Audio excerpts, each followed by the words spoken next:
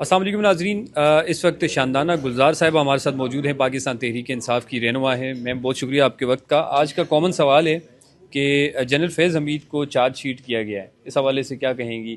اور ساتھ یہ بھی ایڈ کر دیں کہ کیا صرف انہی کو جو ہے وہ چارج شیٹ کرنا چاہیے یا جنرل باجوہ ظاہر ہے وہ ان کے انڈر آتے تھے؟ بسم اللہ الرحمن الرحیم. جو انسان ووٹ آف نو کانفیڈنس میں انوالو تھا، general Bajwa, general Biden, general Faiz, جتنے بھی تھے سب کو انڈائٹ کرنا ہوگا. آرٹیکل 6 میں سب کے سب کو کرنا ہوگا.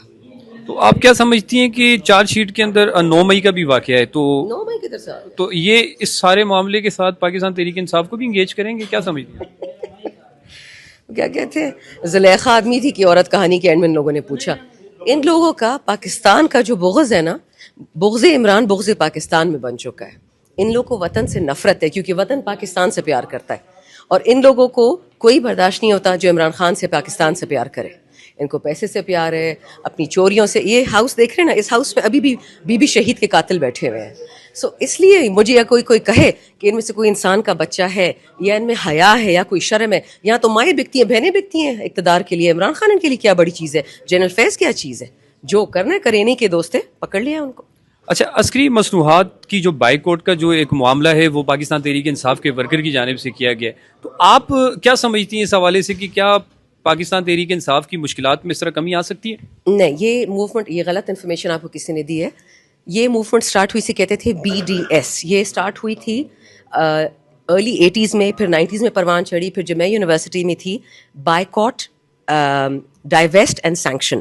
اسینشلی جو اسرائیل کی جو گڈس تھیں، جو فلسطینی زمینوں پہ فیکٹریاں بنی تھی، جو فلسطینیوں کے گھر چھین کے جو سامان بنتا تھا، یہ اس کا بائیکاٹ تھا. تو میکڈونلڈس، کوکا کولا، پیپسی، یہ ساری کمپنیاں جو اسرائیل میں انویسٹ کرتی ہیں، اس سے بہت بڑا فرق پڑا ہے. پاکستان میں نہیں، دنیا میں. اسٹار بکس کے شیئرز بیٹھ گئے ہیں، میکڈونلڈس کے شیئرز بیٹھ گئے ہیں.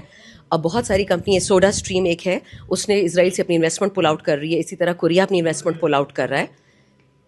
جو بندہ یا بندی پاکستانی سویلین کو یا فوجی کو یا پولیس کو یا استاذ کو یا ڈاکٹر کو ہاتھ لگائے گا، ہم اس سے کچھ نہیں خریدیں گے بس. اور میں آپ کو ایک چھوٹی سی مثال دے دوں، ٹھیک ہے؟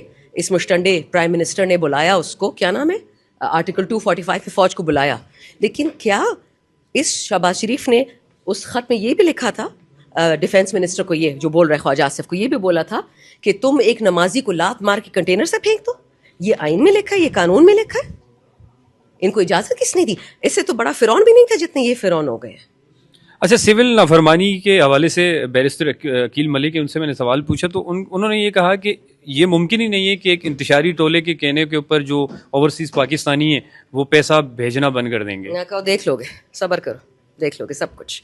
ایسا لگ پتہ جائے گا نا، کیونکہ اوورسیز پاکستانی، آپ ان کی بیوی بیٹیوں کو پاکستان میں اٹھوا کے پٹوا کے مروا تو سکتے ہو، باہر کیا کرو گے ان کے ساتھ؟ پیسہ تو ان کا، ادھر کا تو نہیں ہے. سمپل از دیٹ، لگ پتہ جائے گا. ٹھیک ہے. تو اچھا، مجھے آخر میں یہ بتا دیں کہ کیا پاکستان تحریک انصاف اور اسٹیبلشمنٹ کے درمیان سیز فائر ہونا چاہیے؟ دیکھیں، فوج اپنی ہے، پولیس اپنی ہے، نیوی اپنی، ایئر فورس اپنی ہے. اسٹیبلشمنٹ باہر کی ہے، جو امریکہ کہتا ہے وہ کرتے ہیں. اسٹیبلشمنٹ ہوش کے ناخن لیں. اسٹیبلشمنٹ میں ہمیشہ 6 گروپ ہوتے ہیں. میڈیا ہوتا ہے، بیوروکریسی ہوتی ہے، فوج ہوتی ہے، موٹا مولوی ہوتا ہے، پولیٹیشین ہوتا ہے، اور یہ پارلیمنٹیرینز ہوتے ہیں، چور. یہ 6 کے 6 ملک کے پاکستان کا ملیدہ بنا رہے ہیں. پیچھے ہٹے یہ. فوج کو اپنا کام کرنے دے، سویلین کو اپنا کام کرنے دے، جوڈیشری کو اپنا کام کرنے دے. لیکن یہاں تو ایسا نہیں ہے نا.